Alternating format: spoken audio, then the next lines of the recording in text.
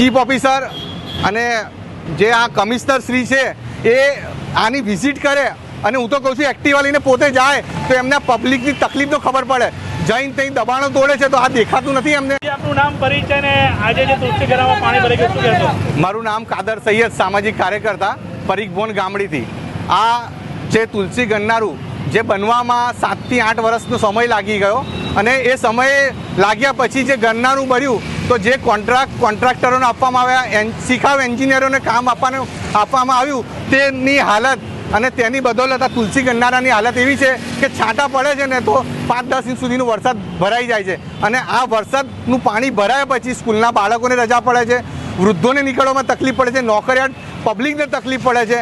અને જો કોઈને અટક કે ડિલિવરી થાય તો એ અટક આવે તો માણસ આ નારામાં જ ભરી જાય. આ નારો ક્રોસ ના કરી શકે એવી પરિસ્થિતિમાં છે. અહીં આગળ જો આવીની પરિસ્થિતિ રહી તો મારે કોઈ ગેરેજવાળા નહીં, ગેરેજ ખોલાવી દેવી પડશે કેમ કે એક્ટિવા બાઇક બહાર નીકળતા જ બંધ થઈ જાય છે.